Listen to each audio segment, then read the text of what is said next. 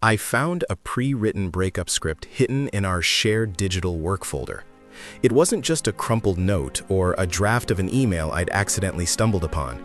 No, this was engineered, like a play. And the chilling part? It was for me. Or rather, it was about me, written by the person I shared my life with. Before I tell you about that folder, about her, about the absolute wreckage of the last few months, I need you to do me a solid.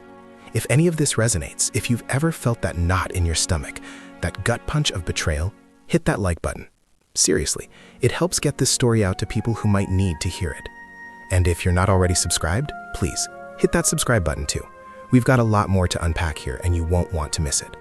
Share it with a friend, leave a comment below. Let me know if you've ever been here. The digital folder was named something innocuous, something boring. Q3 Marketing Synergy, that was the tag. Chloe and I, we worked in the same agency, different departments, but close enough that our lives blurred into a shared professional space. We'd met at a company picnic, a sprawling affair at some park upstate, the kind where you're forced into awkward small talk with strangers while your boss attempts a questionable barbecue. I remember seeing her across a picnic blanket, laughing at something her friend said, her hair catching the late afternoon sun. There was an immediate spark, a pull. We talked for hours that day about everything and nothing, about dreams and bad coffee orders and the sheer absurdity of office jargon. It felt like finding a missing piece. Our apartment was in the city, a decent place in a neighborhood that was still holding on to some grit before it gentrified completely. Exposed brick, a small balcony that overlooked a street buzzing with life, the distant wail of sirens a constant soundtrack. It was our place. We'd painted the living room a shade of deep ocean blue, debated for weeks over the right throw pillows, and filled it with plants that she meticulously cared for, her green thumb a constant source of my mild bewilderment. We had our routines. Mornings meant coffee brewing while I scrolled through headlines and she meticulously applied her makeup, a ritual I'd come to find comforting in its predictability. Evenings were for takeout and bad TV, or sometimes if we were feeling ambitious, we'd cook together, her in charge of the chopping, me of the stirring, a messy but functional partnership. Our digital lives were just as intertwined. We shared cloud storage for photos, a shared calendar for doctor's appointments and birthdays, and naturally, our work folders. I'd often pull up client presentations or campaign data on my home laptop, and she'd do the same. It was efficient, it was modern, it was convenient. Until it wasn't. Until it became the Pandora's box of my life. It was a Tuesday, I think. A typical soul-crushing Tuesday, where the weekend felt like a distant mirage and the inbox was a raging beast. I was working late, a deadline looming for a client that was notorious for their last-minute revisions. Chloe was already home, or so I thought. She'd mentioned having a girls' night with Sarah from accounting, something about celebrating Sarah getting a promotion. I'd kissed her goodbye that morning, a quick peck on the cheek, a mumbled, "Love you." Standard. Everything was standard. I needed a specific file, a market research report from last quarter that I was sure we had archived somewhere in the shared agency drive. I navigated to our general project assets folder, then down to archived reports. There it was, a subfolder labeled Q3 Marketing Synergy. My fingers flew across the keyboard, a blur of muscle memory. I clicked into it, scanning the file names. Nothing seemed obviously like the report I was looking for. Then, my eyes landed on a document titled Communication Strategy Personal. Personal. That was weird. We didn't usually store personal notes in our work folders. Curiosity, that treacherous beast, pricked at me. It was probably just a stray document, some random note Chloe had saved by accident. I clicked it open. The screen filled with text. It wasn't a memo or a brainstorming session. It was a script. A deeply, disturbingly detailed script. The title of the document was simply The Conversation. My breath hitched. I started reading, my eyes scanning the words, my brain struggling to process what I was seeing. Subject, let's be honest. That was the subject line of an email, apparently. My email. The recipient was me. "Hi, my name," it began. "This is incredibly difficult to write, and I know it's going to be even harder to read. But I can't keep going like this. We can't keep going like this." My heart hammered against my ribs. My hands started to shake, a tremor I couldn't control. Who wrote this? What was this? The script continued, laying out a narrative of our relationship, but from an outside, almost clinical perspective. It described our life in vague, almost detached terms, our comfortable routines, our shared apartment, our predictable weekends. And then it shifted. The spark is gone, it declared, with a bluntness that felt like a physical blow. We've drifted apart. We're roommates, not partners. And I think we both know it, even if we haven't been willing to say it out loud. My stomach churned. We both know it? I didn't know any of this. I thought we were good. We had our ups and downs, sure, everyone does. But gone? Roommates? The words echoed in my head, each one a shard of glass. It went on, detailing specific talking points. It talked about my tendency to withdraw when stressed, her need for more emotional validation. It mentioned my work hours, how they had become a convenient excuse for distance, and how she felt neglected. Neglected? I worked to provide for us, for our life. Was that a crime now? Then came the section on the breakup. It outlined a step-by-step process for delivering the news. Choose a neutral time and place, it advised. Be firm but kind. Avoid blame. Focus on the future, both for yourself and for my name. It even suggested specific phrases. I still care about you, but I don't think we're compatible anymore. This isn't working for me. I need to move on. My vision started to blur. The words on the screen swam. This wasn't a draft of a breakup conversation. This was the entire script, rehearsed, perfected, and it was written by Chloe, my Chloe, the woman I was planning a future with, the woman whose scent still clung to my pillow at night. Why? Why would she do this? If she was unhappy, if she felt neglected, why didn't she talk to me? Why the elaborate, cold-blooded plan? This felt like a performance, a meticulously staged exit. I scrolled down, desperate for some explanation, some hint of what had happened. And then I found it. Near the end of the document, in a separate section labeled Exit Strategy, Contingency B, there were bullet points. Confirm relationship status with Mark by end of month. Mark from her old office. We'd met him a few times. He was okay, kind of bland. I'd always thought Chloe found him a little boring. Apparently not. My blood ran cold. Mark. This wasn't just about her feeling unhappy. This was about a replacement. This was about her actively planning to leave me for someone else and having this document ready to go. I felt a wave of nausea wash over me. I gripped the edge of my desk, my knuckles white. This communication strategy wasn't about honesty or shared feelings. It was a manual on how to deliver a devastating blow with maximum efficiency and minimum emotional fallout for her. The script detailed how to handle my potential reactions. If he gets angry, remain calm. State that this is your decision. If he cries, offer sympathy, but reiterate your position. It was all there. Every possible scenario pre-scripted. My mind reeled. The girls' night with Sarah from accounting? Was that a cover? Was she meeting Mark? Was she rehearsing this with him? The thought made me want to vomit. I looked at the date stamp on the file. It had been created 3 weeks ago. 3 weeks. 3 weeks of me coming home, making dinner, talking about my day, telling her I loved her, all while she was harboring this meticulously crafted betrayal. 3 weeks of her looking me in the eye, smiling, planning our future, while this document sat waiting in a shared digital folder, a ticking time bomb. The emotional impact was immediate and crushing. It wasn't just the cheating, the betrayal. It was the calculated nature of it, the sheer, cold-blooded precision.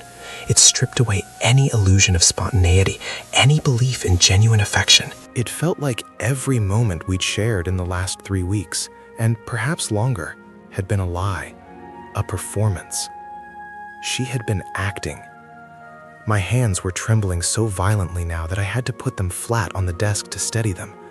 The office lights seemed too bright, the hum of the computers too loud.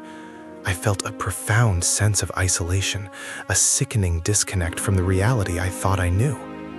I scrolled further down the document, my heart sinking with each word. There were appendices, a list of assets to divide, a proposed timeline for moving out. There was even a section on managing mutual friends. It was a comprehensive plan for dismantling our shared life, piece by agonizing piece. And then At the very bottom, almost an afterthought, were a few lines of text, unformatted, raw, unlike the rest of the sterile, strategic writing. It was as if in a moment of unguarded honesty, she had allowed a flicker of her true feelings to surface. "I never wanted to hurt you," it read, "but I can't live a lie anymore. I deserve to be happy too, and I don't think you can make me happy anymore. Maybe someone else can." The words hung in the digital air, heavy with a guilt that felt both performative and terrifyingly real. She was admitting she didn't think I could make her happy. That was the core of it, wasn't it? All the strategy, all the script writing, it all boiled down to her personal dissatisfaction, her desire for something more, something different. And instead of working through it with me, her partner of 5 years, she had chosen this meticulously planned, emotionally devastating digital script. I closed the document. My fingers fumbled on the mouse. I wanted to delete it, to erase it from existence, but I couldn't. It was there, a testament to her deception, a monument to my naive trust. I saved the file. I don't know why. Maybe some primal instinct to gather evidence, to prove to myself that I wasn't going crazy. I copied it onto a USB drive that I kept in my work bag. Then I closed the Q3 Marketing Synergy folder, and with trembling hands, navigated back to my own personal drive. The drive felt like a foreign landscape now. The photos of Chloe smiling, our happy selfies, our vacation snapshots, they all felt tainted. Were they genuine? Or were they just moments she was capturing? Perhaps for a future tell-all, or just to remind herself of what she was leaving behind. I stood up from my desk, my legs feeling wobbly. The office was deserted, the usual late-night hum of activity replaced by an eerie silence. I looked out the window at the city lights, a blur of glittering promises that now felt hollow and mocking. My phone buzzed in my pocket. A text message. From Chloe. "Hey babe, Sarah's mom is sick, so girls' night is off. Coming home early. Pick up some Thai on your way. Love you." My stomach twisted. Thai food? My stomach roiled. Love you. The words, once a comfort, now sounded like a death knell. She was coming home. She was going to walk through our door into our shared life, completely oblivious to the fact that I held the script for its brutal, calculated end. And I had to sit there, pretend everything was normal, while this unearthed truth gnawed at me, a raw wound in the center of my chest. The drive was still in my hand, the USB drive with the script nestled inside it. I had the power to end this. But how? And what then? The script offered no guidance for this moment, this agonizing precipice. The text message glowed on my phone, a cruel, bright beacon in the dim office. Love you. The words felt like a physical jab. Her scent, a subtle blend of her favorite jasmine and something uniquely her, still lingered faintly on my jacket from this morning. Now, the thought of that scent, that familiar comfort, sent a wave of revulsion through me. She was coming home. She was going to expect me to be the same man who kissed her goodbye this morning, the same man who thought their biggest worry was whether the landlord would fix the leaky faucet. But I wasn't. I was a stranger in my own life, holding a blueprint for its demolition. I stared at the message, my mind a battlefield of conflicting emotions. Rage simmered beneath the surface, a hot, furious tide threatening to drown everything else. But it was tangled with a profound, soul-deep confusion. How could she? How could the woman I loved, the woman I'd built a life with, meticulously plan such a calculated, heartless departure? The script wasn't just about unhappiness. It was about a complete, almost surgical disentanglement, a process designed to minimize her pain and maximize her eventual freedom. And I was the obstacle to be systematically dismantled. The idea of picking up Thai food was grotesque. Part of me wanted to throw my phone across the room, to smash it into a million pieces and shatter the illusion that it represented. Another part, a more desperate, pathetic part, wanted to text back, "Great, what are you craving?" just to see if I could maintain the facade for another few hours. But the weight of the USB drive in my pocket, the digital evidence of her deception, anchored me. I couldn't pretend. Not anymore. I imagined her walking through our front door, her familiar, easy stride, the way she always dropped her keys on the counter with a clatter. She'd ask about my day, expecting the usual complaints about the deadline, the annoying client. And I'd have to listen, to nod, to participate in this charade, all while knowing the truth. The truth was a suffocating blanket. My hands were still shaking. I shoved the phone back into my pocket, the slight tremor still evident. I needed to get out of this office, away from the sterile, impersonal environment that had become the accidental birthplace of my nightmare. But where could I go? Back to our apartment, to the place that was no longer ours, but simply the stage for her planned exit. The thought made me feel physically ill. I grabbed my laptop bag, the weight of the USB drive a constant, heavy presence. I didn't turn off the lights, didn't bother locking my desk. I just walked out, the automatic doors hissing open and then closing behind me, a final impersonal punctuation mark on my workday. The streets were a blur of motion and noise, people rushing, cars honking, the constant thrum of urban life. It all felt distant, alien. I felt like I was watching a movie, a voyeur in my own life, the sound muffled, the colors muted.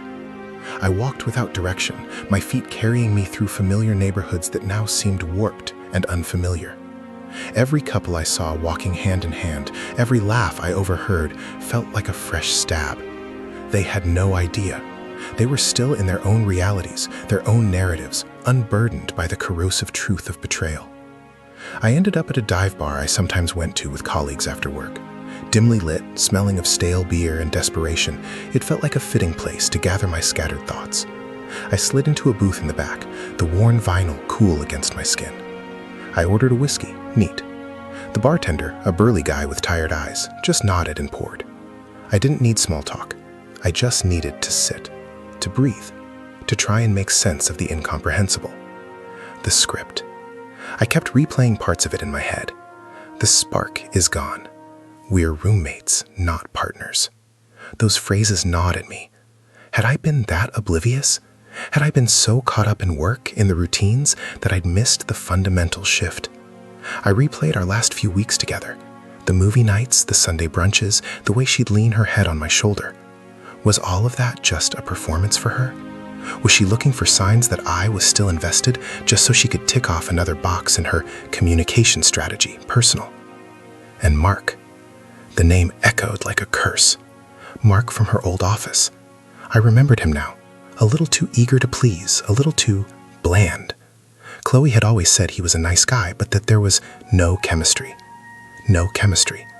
Apparently, she'd found some, or was determined to create some. The contingency B section. It wasn't an afterthought, it was a crucial part of her plan. She wasn't just leaving, she was leaving for someone. And she had a backup plan in place, a contingency for if things didn't work out with me. That level of foresight, of premeditation, was terrifying.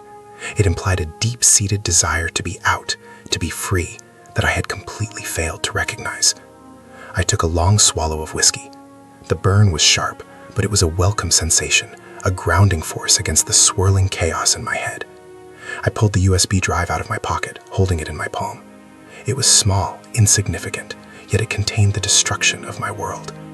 I thought about opening it again, rereading the exit strategy, the managing mutual friends section. But I couldn't. Not yet. The raw pain of the initial discovery was still too fresh. A wave of anger washed over me again, stronger this time. It wasn't just about her cheating or her planning to leave. It was about the sheer disrespect. The way she had treated me, and by extension, our entire relationship, as a problem to be managed, a situation to be terminated with extreme prejudice. If she had felt unhappy, neglected, any of the things she'd written, why the elaborate deception? Why not just talk to me? Why the script, the contingency plans, the carefully crafted narrative of betrayal? Was she afraid of my reaction? Or was she just that cold? My mind flashed back to our apartment. The deep ocean blue walls we'd painted together, the plants she'd so carefully nurtured, the little balcony where we'd had morning coffee. It all felt like a lie now, a stage set for a play that had reached its tragic conclusion. And I was the unwitting protagonist, oblivious until the very last act. I imagined her walking through the door, a smile on her face, the scent of jasmine on her skin, and the meticulously crafted script for my heartbreak hidden in her mind.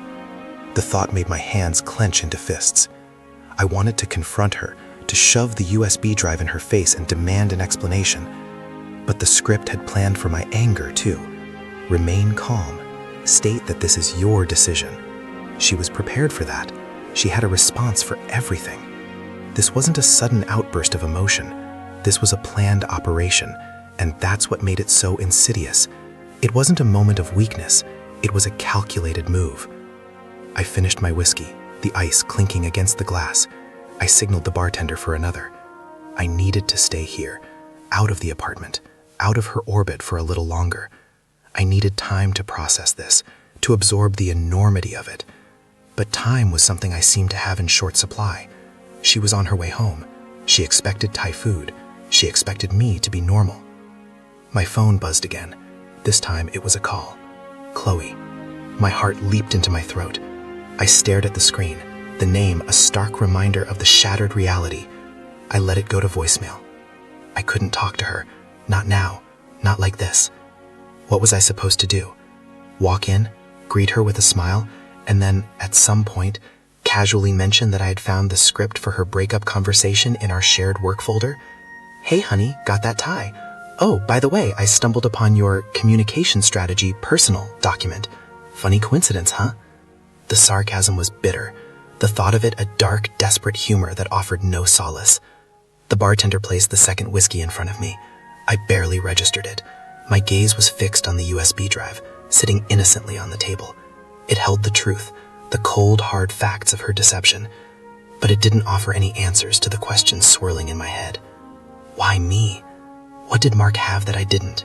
Was there a specific moment, a turning point, where she decided I wasn't enough? I remembered a conversation we'd had a few months ago about a friend of a friend who'd gone through a messy divorce. Chloe had been surprisingly insightful, talking about how important it was for people to communicate their needs, to be honest with each other, even when it was difficult. I'd admired her maturity, her wisdom. Now, I saw it for what it was, rehearsal.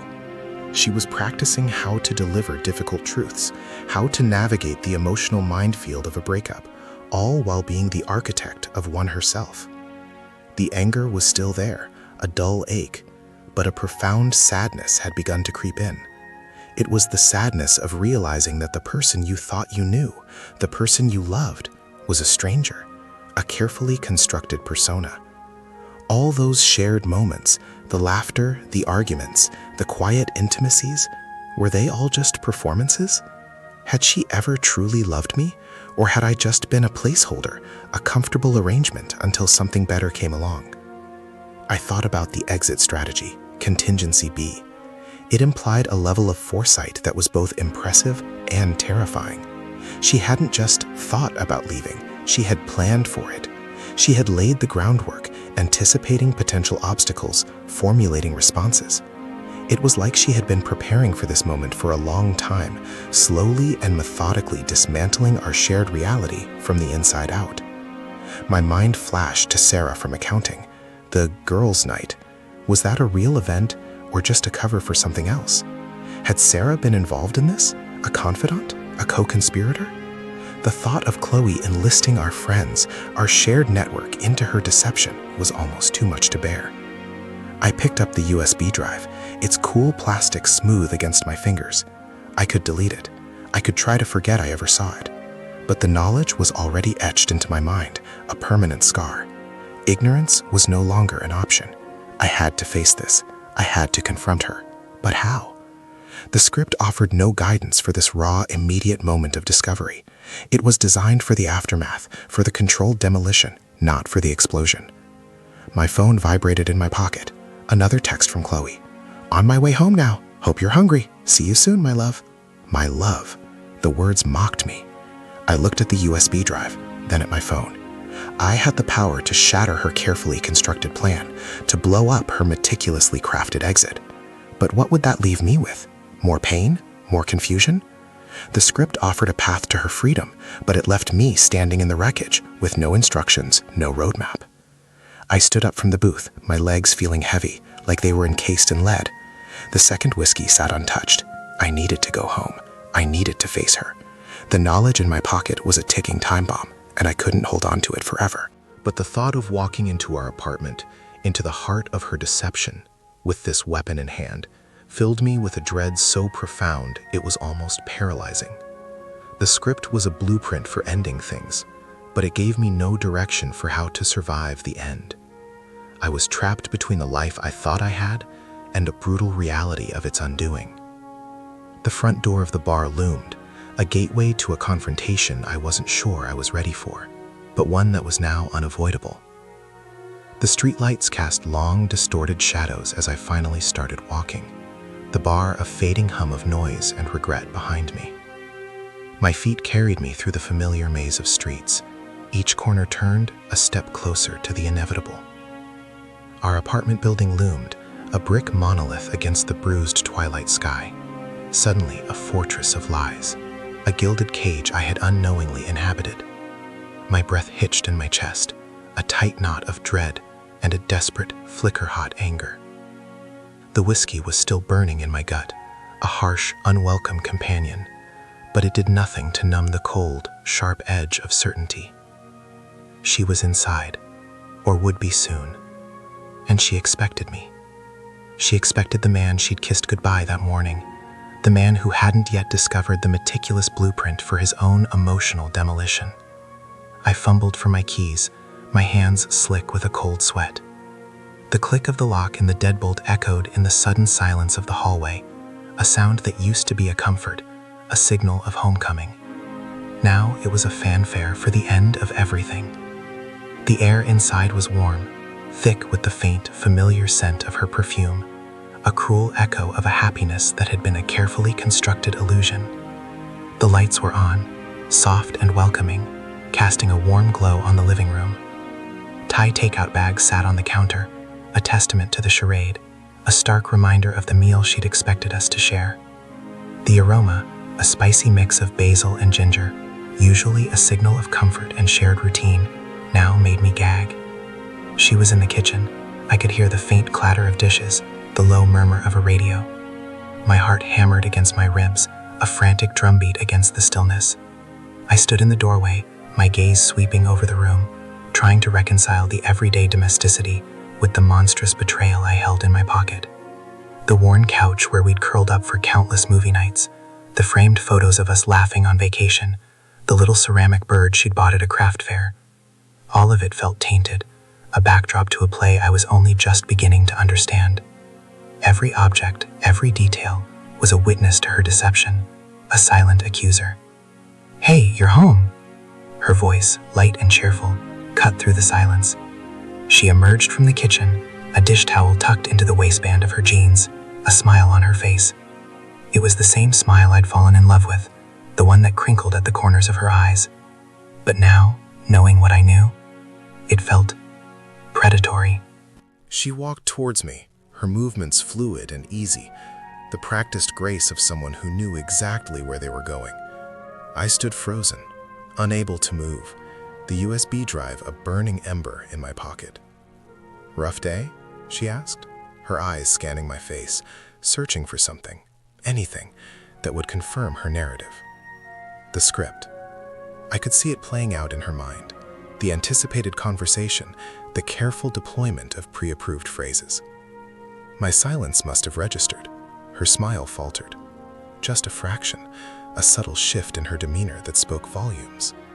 The warmth in her eyes cooled, replaced by a flicker of something I recognized from her document. Caution. "Everything okay?" she prompted, her tone shifting, a subtle edge creeping in. The pleasant facade was starting to crack, revealing the carefully managed control beneath. I could feel the weight of the USB drive pressing against my thigh, a physical anchor against the rising tide of emotion. Anger, sharp and hot, clawed at my throat. But beneath it, a profound, aching sadness. The sadness of looking at someone you loved and seeing a stranger. I took a breath, a ragged, shaky thing. My voice, when it came, was a low growl, a sound I barely recognized as my own. "Yeah," I managed, the word feeling like a lie the moment it left my lips. "Everything's fine." She tilted her head, her gaze sharpening. "You don't seem fine." She took another step towards me, her hand reaching out, as if to touch my arm. I flinched, a barely perceptible movement, but it was enough. Her hand fell back to her side, her expression hardening. The pre-approved script was already being adjusted, her internal algorithms recalculating the emotional temperature of the room. "What's going on?" she asked, her voice now devoid of the earlier warmth, replaced by a steely, controlled impatience. The carefully constructed calm was beginning to fray, the seams showing. She was bracing herself, preparing for the confrontation she knew was coming, but not in the way I intended. I reached into my pocket, my fingers closing around the smooth plastic of the USB drive. The action felt momentous, irreversible. I pulled it out, holding it up between my thumb and forefinger. Her eyes followed the movement, her pupils dilating almost imperceptibly. The smile was gone now. Her face was a mask of carefully controlled neutrality, but I could see the subtle tension in her jaw, the slight tremor in her hands. She knew, or at least she suspected. "What is that?" she asked, her voice barely a whisper. "You know what it is," I said, my voice low and steady, the whiskey and the adrenaline surging through me. "I found it, in the shared work folder." Her breath hitched, the mask slipped further. A flash of panic, raw and unadulterated, flickered in her eyes before she quickly masked it.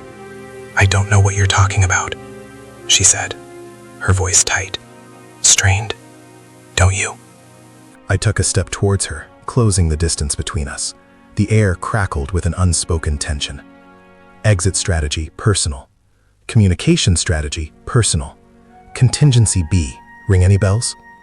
Her face drained of color. The practiced composure shattered, revealing a naked fear. She stumbled back a step, her eyes wide, darting around the room as if searching for an escape route. The dish towel fell from her waistband, landing silently on the floor. That's not what you think," she stammered, her voice trembling. "Oh, I think I know exactly what it is," I said, my voice laced with a bitter, corrosive irony. "It's a roadmap, isn't it? A step-by-step guide on how to dismantle a life, how to systematically break someone's heart while ensuring your own smooth transition." I took another step, forcing her to retreat further. The warmth of the apartment, the domestic scene, felt like a cruel mockery. "It was just theoretical," she whispered, her gaze fixed on the USB drive. "I was exploring options." "Exploring options?" I laughed, a harsh, choked sound. "You were planning my eviction from my own life, Chloe. You were strategizing the best way to get out, to minimize the fallout on your end, while I was here, buying Thai food, thinking about leaky faucets and our next vacation." My voice cracked with a pain I could no longer suppress. "I never meant to hurt you," she said, her voice laced with a desperate sincerity that felt like another layer of deception. "It got complicated." "Complicated?" I stepped closer, my eyes boring into hers. "Complicated is when the dishwasher breaks. Complicated is when you have to decide on a paint color. This," I waved the USB drive in the air, "is premeditated murder of our relationship, of my trust." Tears welled up in her eyes, but they felt like a performance, a well-rehearsed act of contrition. "I was unhappy," she choked out, "for so long. You were never around. We grew apart." "Grew apart?" My voice rose, the anger finally breaking through the dam of suppressed emotion. "We grew apart because you were busy writing a goddamn script. You were busy planning your escape with Mark, weren't you? Contingency B, that was him, wasn't it?" Her breath caught. She couldn't deny it. Her eyes flickered, a telltale sign of guilt. She looked away, her shoulders slumping. The fight was draining out of her, replaced by a weary resignation. "He's just a friend," she mumbled, her voice barely audible. "A friend you were developing chemistry with, according to your notes?" I spat the words out, the bitterness burning in my throat. A friend you had lined up as a backup in case things didn't work out with me? That's not friendship, Chloe. That's insurance. That's contingency planning for your emotional convenience. I dropped the USB drive onto the coffee table. It landed with a soft thud, a tiny object holding the weight of a shattered world. I looked at her, at the woman I had loved, the woman I had planned a future with, and saw only a carefully constructed facade. The years we'd spent together, the laughter, the shared dreams, the quiet intimacies, it all felt like a lie, a carefully curated narrative for my benefit. "You know," I said, my voice dropping to a low, dangerous tone, "the worst part isn't even the affair. It's the sheer, cold calculation of it all. The fact that you could sit down, day after day, and meticulously plan how to break my heart, how to dissect our life, label the emotional loose ends, and devise a strategy for your own liberation."